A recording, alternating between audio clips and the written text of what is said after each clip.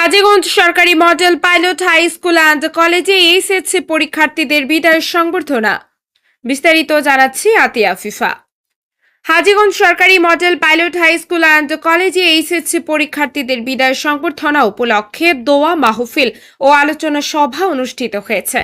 সোমবার বিদ্যালয়ের হল রুমে এইচএসসি ও বিএমটি পরীক্ষার্থীদের এই বিদায় সংবর্ধনা অনুষ্ঠিত হয়।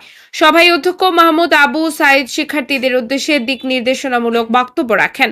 এ সময় বিশেষ অতিথির বক্তব্য রাখেন হাজীগঞ্জ প্রেস ক্লাবের সভাপতি হাসান মাহমুদ।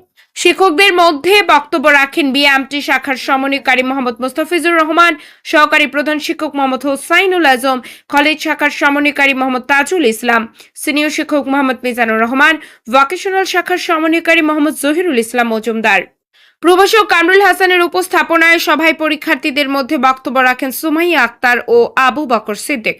অধ্যয়নরত শিক্ষার্থীদের মধ্যে শামীম আক্তার অনুষ্ঠানের শুরুতে পবিত্র কোরআন মাজিদ থেকে তেলাওয়াত করেন পরীক্ষার্থী মোহাম্মদ ইব্রাহিম।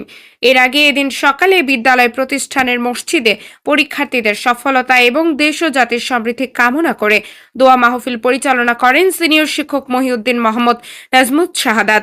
এ সময় অতিথিবৃন্দ, শিক্ষক, অভিভাবক, পরীক্ষার্থী ও অধ্যয়নরত শিক্ষার্থীরা উপস্থিত ছিলেন।